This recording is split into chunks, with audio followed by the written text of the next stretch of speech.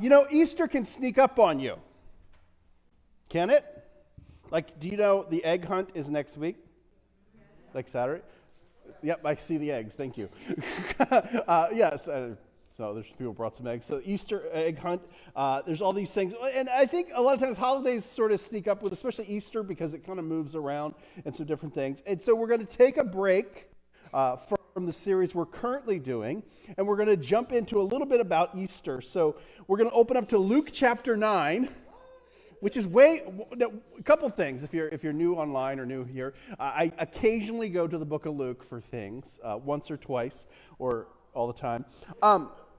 And then, it's a little early for Easter in Luke 9, if you will, right?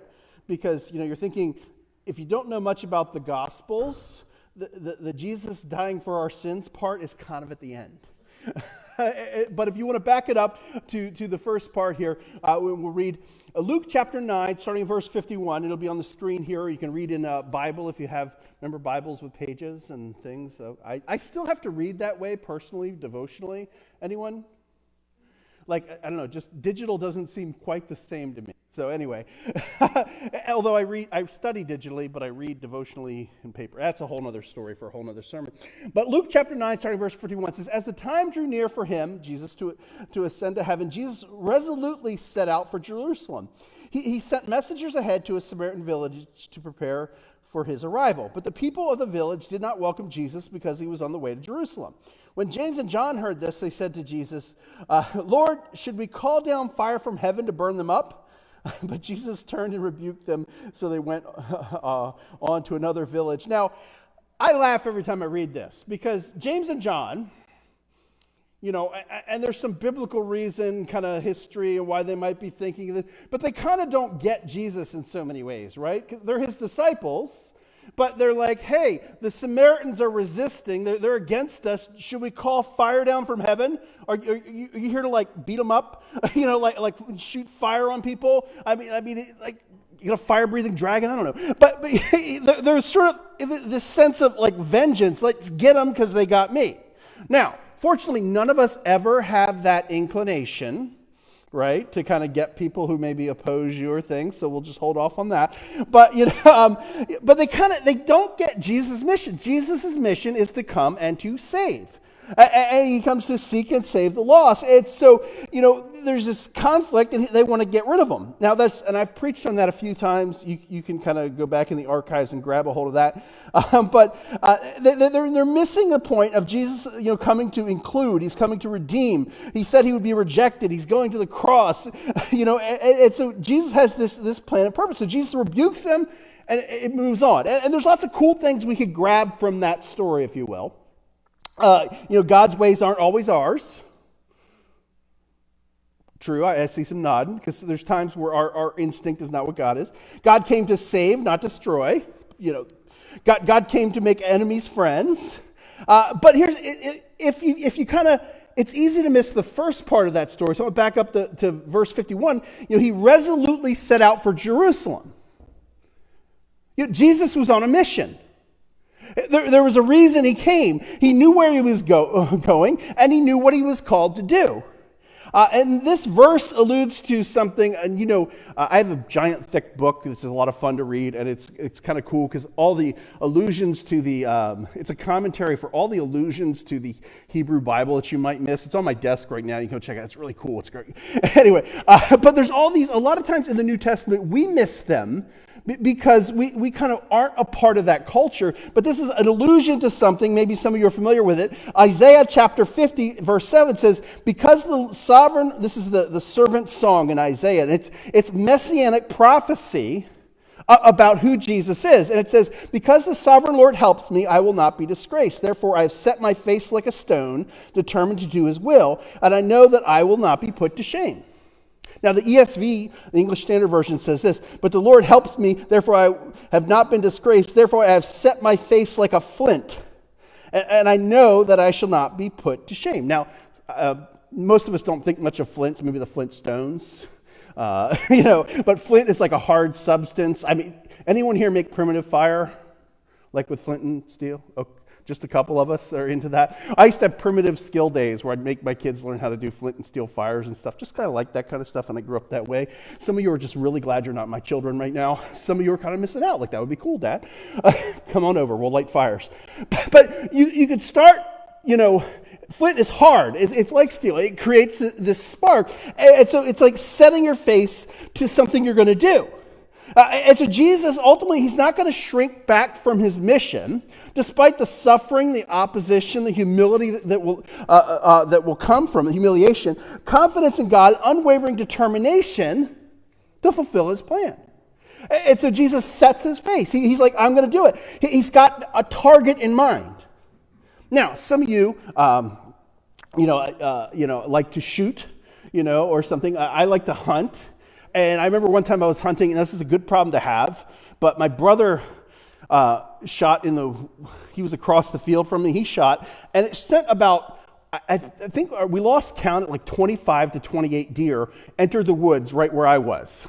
Now, you know what the problem with that is? You don't know where to shoot. And they were running in all different directions. I'm sorry if you're not a hunter and you think this is cruel. They were running in all different directions from my brother, and I'm just like, I don't know where to shoot. Because I had to pick one, if you will, because it was like, you got to have a target. And then you got to be firm on that target. And some of you know this, like, play pool. Did anyone here play pool? I know some denominations think pool is sinful. It's funny, like, there's the Music Man, and the whole thing. Have you ever watched that movie? It's an old movie, and the whole thing's built around like pool being sinful, and he sells them these instruments, and they're terrible, and but the parents think they're wonderful. Anyway, you should see the movie.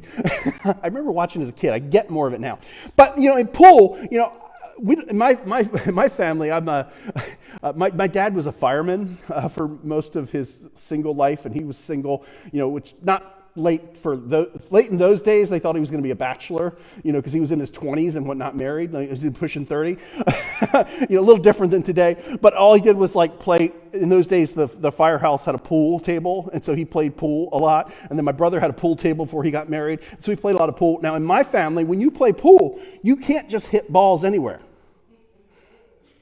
And if one falls in, it's your turn because you got one. You have to call it in my family. Where's that ball going? And you can't just like whack a bunch and hope one falls in. Now, maybe you all play that way. And you're like, you hit something, you're like, yeah, that was what I was going for. But you have to have, now that may work out, but most of the time it's the skill of being focused and doing a good job at what you're doing too, will get you there. And so there's this, it's like driving. Driving, you need a destination. I mean, I guess any destination will do if you don't know where you're going. But you might just have fun driving. But, there's a purpose, there's direction to go. And the point is, God has, a target for your life. God has things that he's calling you. Just as he called Jesus to a certain thing at Easter, God is calling you to certain things. And we have to ask ourselves, are we fighting the right battles? Are we trying to call fire from heaven on the Samaritans? And right after this, we'll see Jesus sends out the 72 ultimately to prepare for his mission. Now, a little physics for you, because I like physics. Some of you are excited. Some of you are bored. Some of you are asleep already. But does anyone know the equation for momentum? This is a quiz. All of you are getting it wrong. And P equals MV. Now, my original, before I became a pastor and theology and that stuff, I was actually, I was heading to chemistry, and that was my goal, was to split atoms, things like that. So I love where chemistry and physics kind of come together. So I love, now P equals MV. Now, I actually heard someone recently talk about this, and it ruined it for me because I thought they were smart till they said this. But kind of like, I used to watch that show. Remember with Gil Grissom? What was that?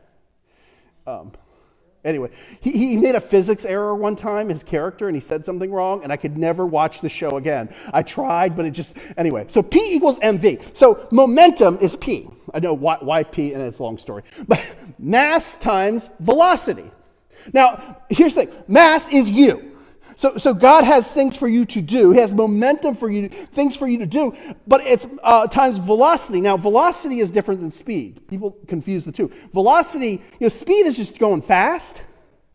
Velocity has direction to it. And God just doesn't want you running around doing random stuff. God has plans, purpose. He has a vector for you. He has something for you to do. He has things for you to do every day. Every day is an adventure serving God because you don't know what he's calling you to do. There's these things. And so God has this momentum. He has things for us to do. And more to the point here, is God had a target for Jesus, and he has this plan. Why is he going? It's part of the plan. This is the way. We'll throw a little Mando for you.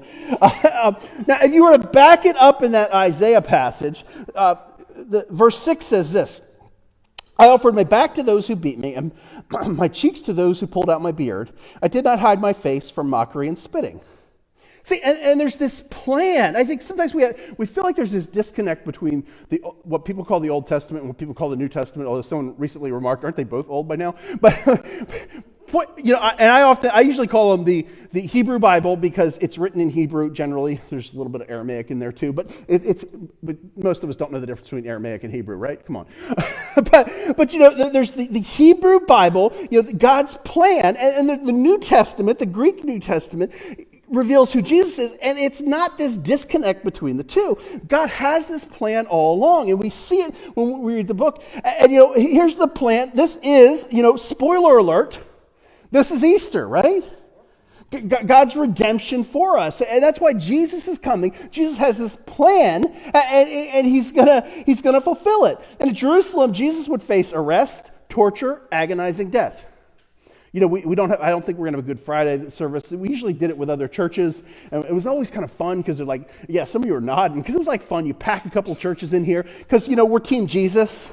We may not worship together on Sunday, but it's kind of fun to get together with some other people and love on Jesus and love together. We can't do that. And so sometimes we probably won't celebrate a lot of that, of what Good Friday is. We won't talk about that because we won't have a Good Friday service this year. But ultimately, Jesus sets all out, and he's committed. His face is like flint.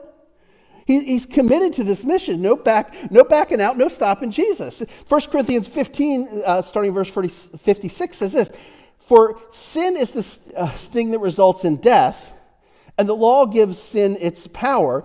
But thank God, he gives us victory over sin and death through our Lord Jesus Christ. That's Easter. Little spoiler alert. We had this victory over sin and death, and because he is risen. So that's just a preview. We're going to use that for Easter, so kind of get you saying it now. Traditionally in church, whenever someone says he is risen, you say, see, you weren't sure that time you should say it, right? Anyway, and here's verse 58. So my dear brothers and sisters, be strong and immovable. Always work enthusiastically for the Lord, for you know that nothing you do for the Lord is ever useless. There's redemption, but there's purpose. We've been given work. We've been given a job. And when we're adopted as his children, we have work to do. Now, my kids, if you grew up in my house, you got work to do. There's dishes to do. There's always, because we heat with wood, which, everyone's like, oh, great, wood stove. Yeah, but you didn't have to do all the cutting and splitting and stacking in the summer. It heats you when you cut it. It heats you when you split it. It heats you when you bring it in the house. And then eventually it heats you when you're sitting there laying by the fire. But, there's work to do. And if we're God's children, we've been given tasks and work to do. Jesus was on a mission. We're on a mission. And ultimately, Jesus on this mission, sin is everywhere and there needs to be a fix. Now, big fancy term, you can impress your friends. The Missio Dei. Anyone remember this term? I used it a while back. You're like, no, I don't. I missed-o that day. No, Missio Dei. The idea is there's this, and you don't have to learn that term, but the idea, it's this mission of God.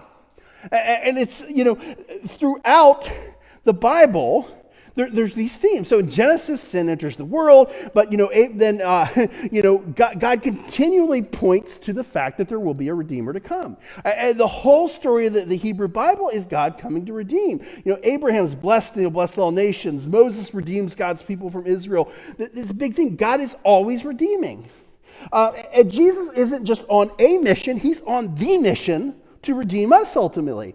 And that's what we are going to celebrate on Easter, is the fact that Jesus comes so that we can have this new life.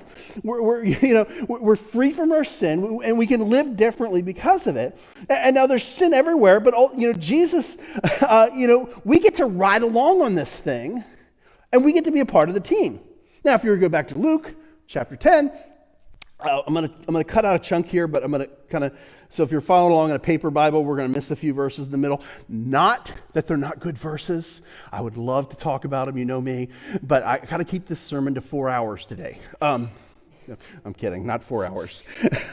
Some of you are tuning off right now. But here's it. It says that the Lord chose 72 other disciples and sent them ahead in pairs to all the towns and places he planned to visit. These were his instructions to them. The harvest is great, but the workers are few. So pray the Lord who is in charge of the harvest, ask him to send more workers into his fields. Now, you know what's interesting about this? The 72, because when we think of the disciples, there's John, who was like Jesus' best friend, kind of his buddy, his disciple. He was like, and then it was like the three, Peter, James, and John. They're kind of tight. There's the 12 disciples, but there's these other layers of people who are hanging out, who Jesus is commissioning, and so there's the 72. Now, who here can name all 72? Nobody, because the names aren't in there. That was a trick question. But I think it's almost cool that we don't know who they are. You know why? Because it can be anybody. You put your name in there if you will, although you weren't there historically. But I think the cool thing, God uses all these people, and God can use anybody, right? Because God can use me. It's often said, God doesn't call the qualified; He qualifies the called. And God will equip you, and we talked about some of it. We were doing Deepwater 101, 201, 301, 401. We're talking about that this week, the fact that God has given you gifts. He's designed you a certain way. There's cool things that God has called you to do. Someone once wrote, and I tightened it up a little bit. I'm going to skip some of these. Abraham was too old. Isaac was a daydreamer.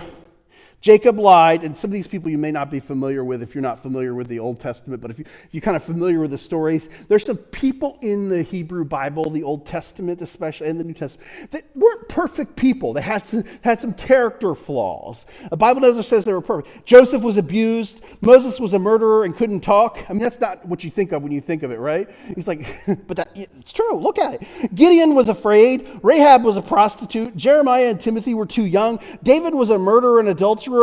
Elijah was suicidal. Jonah ran from God. Peter denied Christ. The disciples fell asleep while praying, and Lazarus was dead. But here's the thing. If God can use them, God can use you. And it doesn't matter. You could be part of the 72 if you want for a second here. It says now there's harvest time. Now the harvest time is fun time, right? Most of you know I have, if you know me personally, I have a Christmas tree farm, which sounds like a lot of fun, right? And I always see these things, people are like, oh, I just want to live on a Christmas tree farm. I'm like, you don't want to live on you want to live on a Christmas tree farm during the winter when you're harvesting and people are coming out drinking cocoa. You don't want to be on the farm when there's all the hard work. Most people hey, I'd love to work on the tree farm, and I invite them out to plant trees, and I invite them out to prune trees. And those tasks are horrible. Trust me, I've made my kids do it, and I still make them do it. Because I don't want to do it anymore. That's why I have kids. No, but, harvest time is the fun time. You're harvesting trees. People are coming. It's fun. You're drinking cocoa. Some of you come out and tag your trees early. A lot of fun. We couldn't open this year because kind of a tornado destroyed our lives. But, the harvest is fun.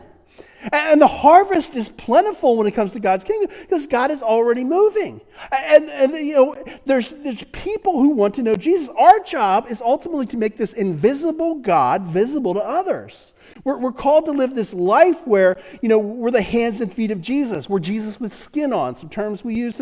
We represent who he is to other people, and it's a privilege to do so. And we can have confidence ultimately that God goes before us. And there's people out there who are looking for something more. This life has been weird. Pandemic life is weird. Anyone else? Anyone ready for next year's pandemic? Two of you? That's weird.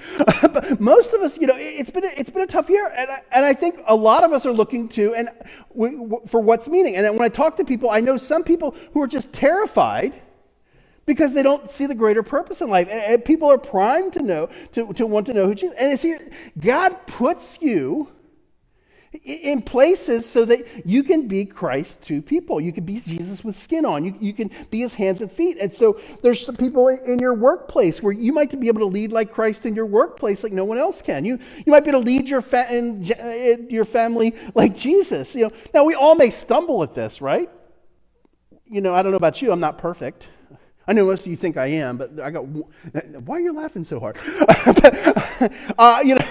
There's things, but here's the thing, we all need to be looking for those mission opportunities in the world that God's put us. Now, I'll just shameless plug for Saturday. You're looking for a mission world, you don't see things? Come decorate a trunk. Come bring some eggs. And that's just an easy way to kind of show love for people. Invite people to the egg hop is what we're calling it, because we can't hide the eggs because then kids will get too close together. We tried putting them in plastic bubbles and keeping them away from each other. It did not work. No, we did not try that. It would be cool though. Invite someone to church. Invite someone to church online. Invite them to watch online while you're in person. Invite them online to hang out with you, because we all have like quarantine bubbles. Like there's people we're kind of not quarantined from. Like, anyone else have this? Like certain people you kind of hang out like family because you didn't have family, or you just family's not nearby, or invite them over to watch with you. And then follow up. It says here, workers are few, ask him to send more workers into his fields. See, and God is doing just that with us. God calls us into that. And God is always calling people to join his mission. Now, one of the cool things of my job is I got to have lunch with a missionary. Some of you have met... Actually, I don't think any of you met Jeff directly. Some of you met his wife, Wendy, years ago. But I was sitting down with him, and it was kind of cool because, one, I got to have a Popeyes chicken sandwich. I'm sorry. You don't like the Popeyes sandwich? Man. I know the Chick-fil-A people be hating on me, but that Popeyes sandwich, anyone here love? Nobody. You haven't had it? That's a shame. Anyway, you're going to get me one right now. I want one. No, I'm kidding. Anyway, I like it. But it's cool. I get to hang out with missionaries sometimes, and I was hanging out with this missionary, and he was kind of like, we're hearing like how things are over there, and how they're dealing with the pandemic and everything. And I was talking to him, and he was telling me a story. The president of the country came to the National Pastors Conference, and there was like 6,000 plus people in this building, which I know that's probably not very quarantine friendly. Some of you were like eyes like this big, but it was the president was like, wow, this is a big church. You have a lot of people. And my friend Barnabas goes, this is just the pastors. Because they were the pastors from around the area. And it was kind of cool because, and the president's like, wow, I had no idea. And see, God is calling people to the harvest. And we've been fortunate. We get to be a part of things like that. And, some of you remember we raised money for like motorcycles and different things. And we've done things to help the pastors get around because the church is growing like crazy fast over there because people are hungry. And we're helping send workers to the harvest. But just like there's a harvest there, there's a harvest here. And chapter 10, verse 3 says, now go and remember that I'm sending you out as lambs among wolves. Don't take money with you or a traveler's bag or an extra pair of sandals. Don't stop and greet anyone on the road. Whenever you enter someone's home, first say, may God's peace be on this house. And if those who live there are peaceful, the blessing will stand. If they are not, the blessing will return to you. Don't move around from home to home. Stay in one place, eating and drinking what they provide. Don't hesitate to accept hospitality because those who work deserve their pay. And so, gotta go on this trip. Don't take money with you. Don't take a bag. I know it seems kind of crazy for us, but the point he's making is depend on him. Depend that trust him that he's going to take care of you. And so, you go on this trip. It might be scary, but rely on God. Don't stop to greet anyone. That was always kind of a funny statement for me. Some of you know, though, I am slightly a people person. I'm hearing laughter over there. I'll I'll be talking to people at Walmart. I'll leave. My kids are like, do you know them? I'm like, nope. They were just behind me in line. They're now my best friend. We're friends on Facebook now. Yeah, Colin's that way too. Hey, those of you, like, pandemic, it's been rough. Check on your extrovert friends. We're not okay. It's been hard for some of us. We like to talk to people. We need to talk to people. I sit here in my office all by myself. I stay at home so I can talk to people. Anyway. Sometimes I just talk to myself. The point is, don't get distracted. Like I just got distracted from the sermon, right? It's not that people aren't important, don't grieve people, but stay focused. And he's saying, hey, don't look around for better accommodations. That's why he's saying stay where you are, because we can tend to do that. Just focus on what you're doing. And skip ahead, verse 17. It says, when the 72 disciples returned, they joyfully reported to him, Lord, even the demons obey us when we use your name. Yes, he told them, I saw Satan fall from heaven like lightning. Look, I have given you authority over all the power of the enemy, and you can walk among snakes and scorpions and crush them. Nothing will injure you. But don't rejoice because evil spirits obey you. Rejoice because your names are registered in heaven. And so they have this joy that, hey, things were successful, right? Like the mission went well. Hey, Jesus, this was the cool stuff you had us do, and this was working. And that's cool because Jesus sees those victories. But even greater than these victories is the privilege that we get to serve on God's team. We get to do the things God has called us to do. And it's a privilege to have an opportunity to be a part of the mission and the things that God is doing. It's hard. But it's what we're called to do. There's a story of, you ever hear of this guy named St. Patrick? I wore my green shirt today because it was St. Patrick's Day the other day, right? Or is it coming? I missed it, right? I wore green the other day. My wife always reminds me to wear green. I don't think people pinch people anymore, do they? Remember that was like a thing when people would pinch you, like if you didn't wear green? And I don't care about wearing green on St. Patrick's Day, even though I am Irish. But I just didn't like being pinched, so I always tried to wear green. And then like if they pinched you and you did have green and they didn't see it, you got to pinch them back. Like, was this just my school? Okay, no, okay. But now, when you think of St. Patrick, now a lot of us, true to our culture, we think, green beer and drinking. Not what St. Patrick was about. Or you might think, no snakes in Ireland, which that's not what St. Patrick was about. It's not even about Shamrock Shakes, which I'm disappointed because every McDonald's I went to during this period, I saw recently on Facebook, every McDonald's should be required to have their flag at half-mast if the ice cream machine is down. There's nothing more disappointing than pulling in for a Shamrock Shake, and they're like, it's advertised, but no McDonald's I ever go to has it working. And I feel for them. They're tired. I get it. But I'm like, come on, man, give me a Shamrock Shake. You know what I'm saying? I didn't get one this year. I'm so disappointed. And now they're like, we're out. I'm like, did you ever have one? Anyway. But here's the true story of St. Patrick is, he gets kidnapped by pirates. We always think pirates sound cool, like Johnny Depp or something. It's not. It's a bad thing. And then he gets sold into slavery, in Ireland. He wasn't Irish. And so he's enslaved. He escapes. But then, God sends him back as a missionary to Ireland. That's a cool story. I mean, it's cool, not if I had to live it, but it's kind of cool to read that story.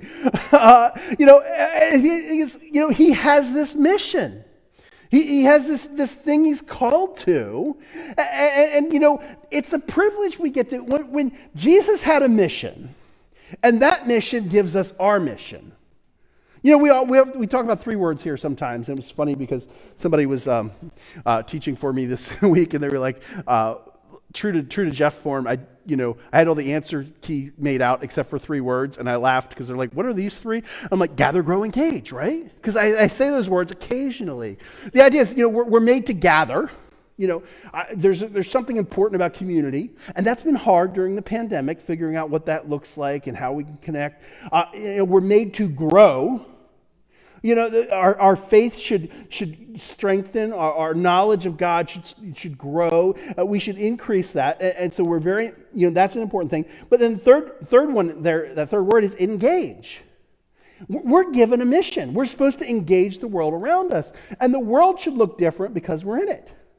We should live differently because of Jesus. That whole series, we just kind of taken a break from 1st, 2nd Peter. And then we're called to, shape the world around us. God's given you gifts. He's made you unique. He's placed you where you are.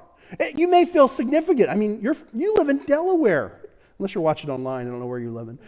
But we live in Delaware. We're like the second smallest state. Until Joe Biden got elected, some people weren't even sure where Delaware was. And the people still making fun of Delaware.